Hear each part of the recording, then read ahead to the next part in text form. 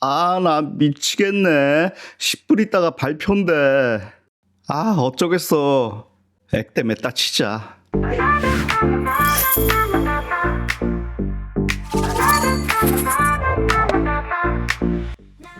오늘은 제목이 특이한 책 한 권 들고 왔습니다. 액땜 이론.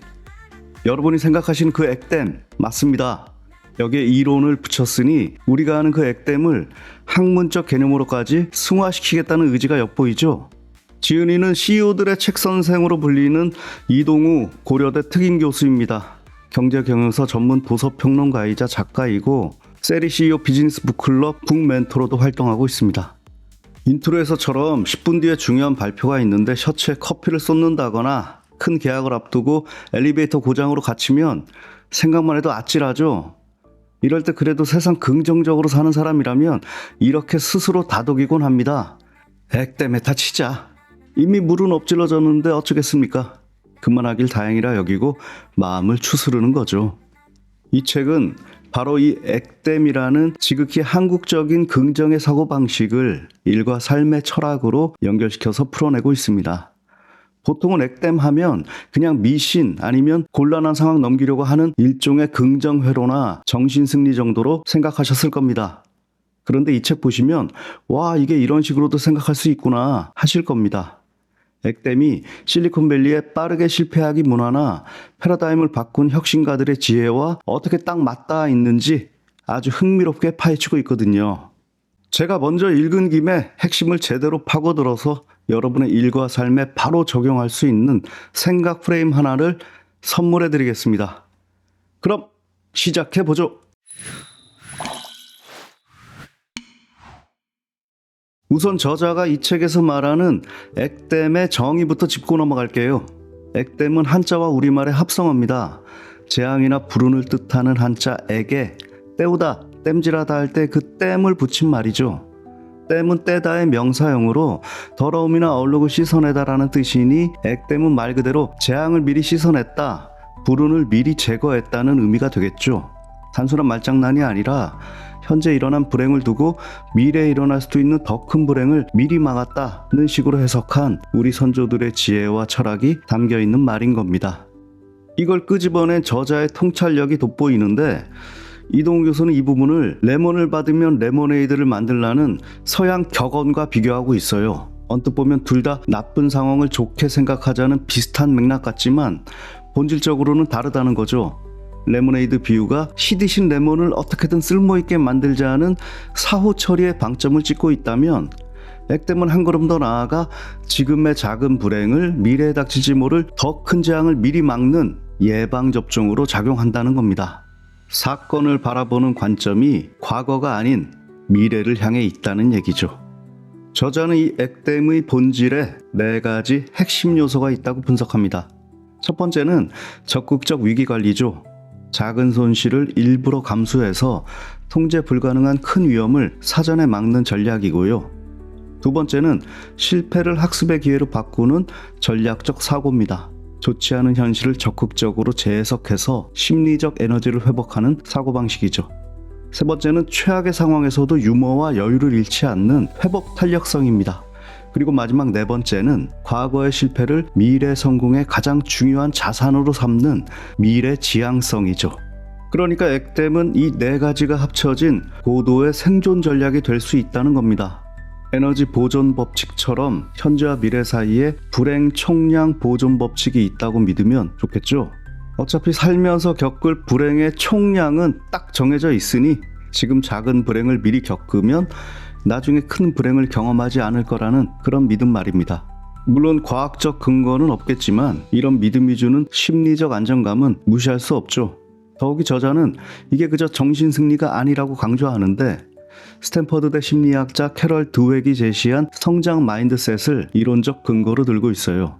실패를 자기 능력 부족으로 보는 고정 마인드셋과 다르게 성장 마인드셋을 가진 사람들은 실패를 더 나은 내일을 위한 배움의 기회로 여긴다는 겁니다. 나는 여기까지구나 하는 한계로 여기는 게 아니라 이 방법은 안 되니 다음에는 이렇게 해야겠다는 일종의 학습 데이터로 생각하는 거죠. 액땜이 핑계와 다른 이유가 여기 있다는 설명입니다. 액땜했다는 말과 재수가 없었다는 핑계는 하늘과 땅 차이라는 거예요. 핑계는 과거에 머물면서 책임을 회피할 뿐이지만 액땜은 미래로 나아가기 위한 재해석의 언어라는 거죠. 마음의 위안을 넘어 실제 행동 변화로 이어진다는 뜻인데 당연히 여러 사례도 제시하고 있습니다. 인류 역사를 바꾼 뛰어난 전략 중에서 액땜 이론의 극치를 보여준 게 아주 많더라고요. 되로 주고 말로 받는다는 속담 있죠? 가장 대표적인 예가 바로 삼국지의 하이라이트 적벽대전입니다. 여러분도 잘 아시다시피 조조의 80만 대군을 제갈량과 주유연합군이 괴멸시킨 그 전투 말입니다. 당시 조조의 군세가 압도적이었잖아요. 일반적인 방법으로는 이길 확률이 제로에 가까웠죠.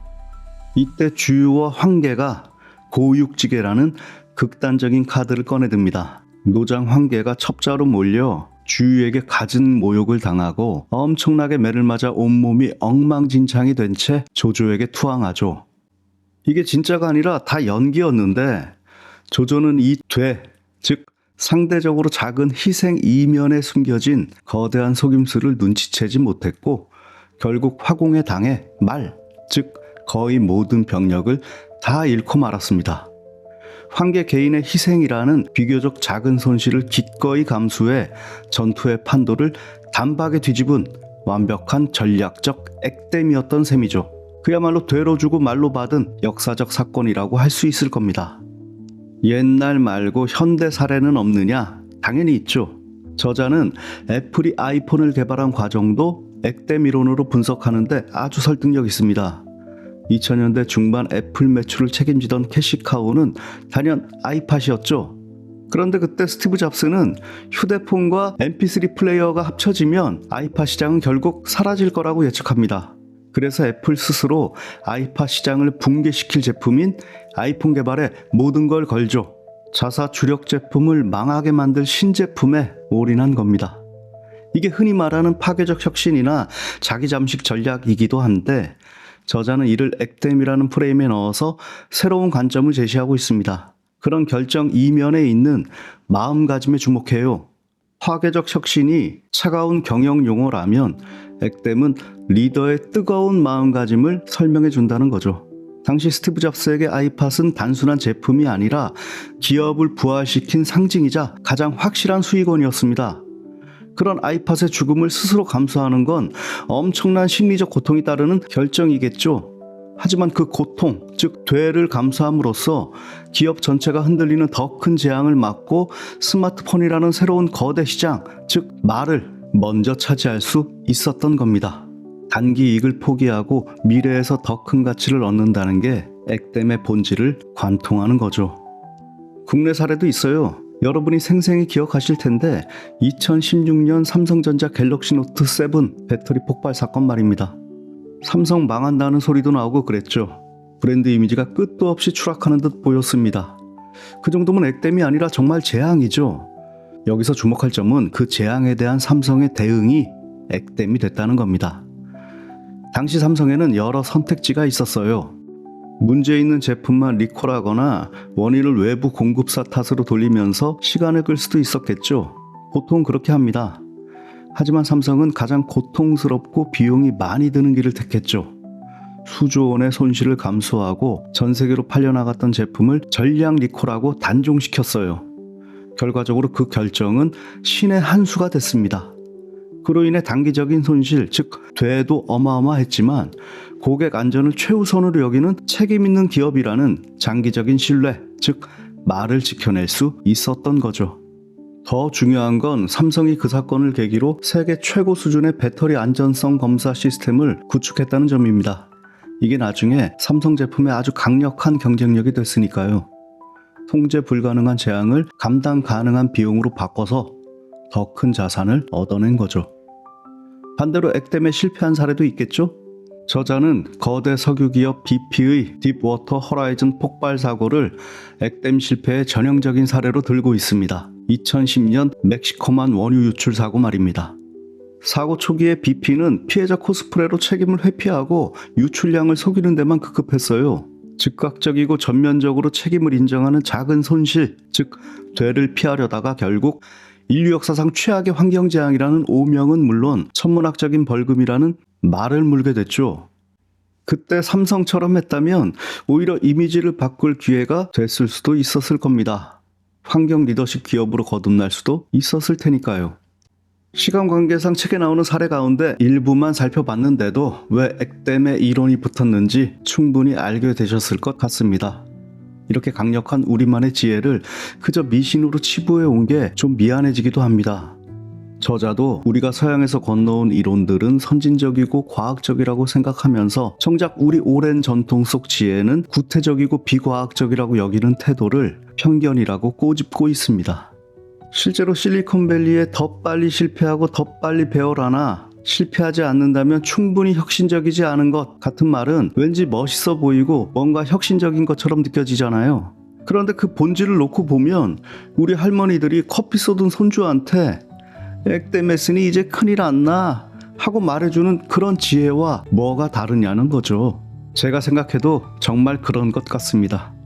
경제학자 나심 탈레브의 안티프레질, 그러니까 충격을 받으면 깨지는 게 아닌 오히려 더 강해지는 성질도 액땜과 굉장히 비슷합니다. 저자는 이 둘을 합쳐 안티프레질 액땜 이론이라고 부르는데, 안티프레질이 충격을 통해 더 강해지는 시스템의 속성을 설명하는 용어라면 액땜은 그런 안티프레질한 시스템을 구축하고 운용하는 우리 인간의 심리적 OS가 될 수 있다고 역설합니다. 충격과 실패를 두려워하고 피하기만 하는 사람은 절대로 안티프레질한 조직이나 인생을 만들어갈 수 없겠죠. 오히려 잘 됐어. 이번 기회에 시스템을 점검하고 더 강해지자. 이렇게 생각하는 액땜의 마음가짐이 있어야 비로소 안티프레질이 가능해진다는 얘기입니다. 불확실성으로 가득하기만 한 시대를 사는 우리에게 정말로 필요한 마음가짐이겠죠. 이런 세상에서는 완벽한 계획을 세우기보다 예상치 못한 실패가 닥쳤을 때 그걸 딛고 일어서는 유연성이 훨씬 더 중요하니까요. 결국 액땜 이론은 삶에 대한 태도의 문제라고 할 수 있습니다. 언제나 문제는 같은 걸 다르게 봐서 생기죠. 저자는 실패를 끝으로 보느냐 시작으로 보느냐에 따라 인생의 궤적이 완전히 바뀐다고 강조하고 있습니다. 액땜의 관점으로 세상을 바라보면 모든 경험이 성장의 밑거름으로 바뀔 수 있다고 말입니다. 자, 이렇게 오늘 액땜 이론이라는 특이한 제목의 책을 소개해드렸는데 막상 전혀 이상하지도 않고 완전히 설득되는 그런 개념이죠. 우리에게 매우 실용적인 마음의 기술을 선물하는 책이라고 생각합니다. 액땜했네, 이 말을 더 달고 살아야 할 것 같아요.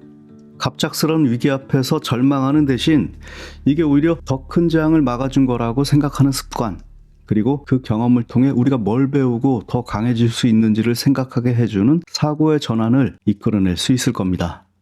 액땜했다는 생각이야말로 실패를 자산으로 바꾸는 고도의 전략적 사고인 거죠.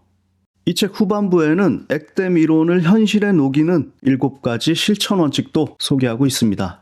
경제 경영서 특성상 경영자나 조직 리더를 주된 타깃으로 삼아 컨셉을 잡았는데 제가 보기엔 모든 개인에게 큰 도움이 되는 내용입니다.